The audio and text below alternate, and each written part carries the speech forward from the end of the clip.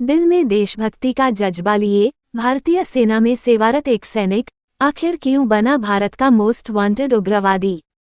People's Liberation Front of India (PLFI) का संस्थापक कुख्यात उग्रवादी दिनेश गोप ने क्यों चुना अपराध और जंगल का रास्ता। उसने क्यों उठाए हथियार। आइए जानते हैं PLFI सुप्रीमो दिनेश गोप की जिंदगी से जुड़ी महत्वपूर्ण घटनाओं को। दिनेश गोप खूंटी जिले के जरियागढ़ थाना अंतर्गत लापा ग्राम का रहने वाला है।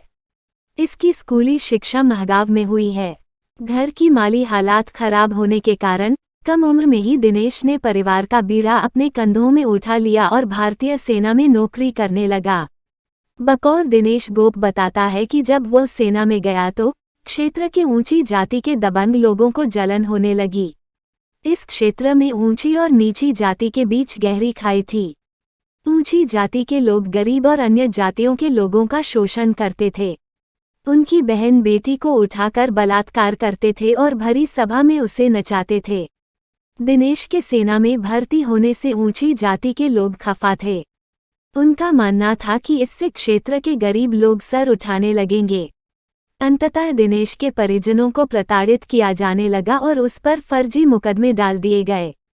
इसी बीच दिनेश गोप का भाई सुरेश गोप एक पुलिस एनकाउंटर में मारा गया।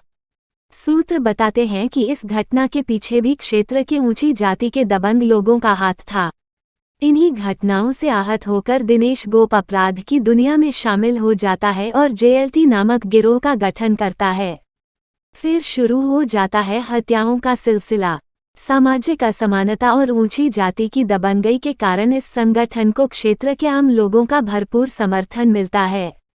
परिणाम स्वरूप JLT का प्रभाव पूरे खूंटी जिले में फैल जाता है और सम्राट गिरोह के लिए चुनौती बन जाता है। इस बीच सम्राट गिरोह द्वारा JLT समर्थक राजकिशोर सिंह की हत्या कर दी जाती है। परिणाम स्वरूप दोनों गिरोह के बीच खूनी संघर्ष शुरू हो जाता है। दर्जनों लोग मारे जाते हैं। सम्राट गिरोह के समर्थक तिलेश्वर साहू की भी हत्या कर दी जाती है। अंततः सम्राट गिरोह का सफाया हो जाता है और इसका सरगना जयन्नाथ साहू अंडरग्राउंड हो जाता है। पिछले दिनों जयनाथ साहू ने रांची कोर्ट में आत्मसमर्पण भी कर दिया है। 2006 में JLT का नाम परिवर्तित कर इसका नाम People's Liberation Front of India कर दिया जाता है और गिरोह का विस्तार कर इसे आंदोलनकारी संगठन का रूप दिया जाता है। वर्तमान में संगठन के पास AK-47, AK-56, LMG, rocket launcher जैसे अत्याधुनिक हथियार हैं। संगठन झारखंड, उड़ीसा, बिहार, उत्तर प्रदेश, छत्तीसगढ़ समेत नेपाल तक में सक्रिय है। संगठन में cadre, commander, area commander, zonal commander और रीजनल कमेटी के पद सृजित हैं। इन सब के ऊपर पार्टी सुप्रीमो होता है जो वर्तमान में दिनेश गोप है। संगठन के संचालन हेतु विकास कार्यों और अवैध कार्यों से धनोपार्जन करने वाले अमीर लोगों से लेवी ली जाती है। 25 वर्षों से 5 राज्यों की पुलिस को दिनेश की तलाश है। कई बार जंगल में दिनेश और पुलिस के बीच मुठभेड़ हुई। बावजूद दिनेश बच निकलने में सफल हो जाता है। संगठन से ताल्लुक रखने वाले बताते हैं कि संगठन के सदस्य अपनी जान को जोखिम में डालकर दिनेश को मुठभेड़ वाली जगह से निकाल कर ले जाते हैं। दिनेश को पकड़ने हेतु ऑपरेशन कारो चलाया गया। ग्रामीण क्षेत्रों के स्कूलों में अर्धसैनिक बलों को नियुक्त किया गया।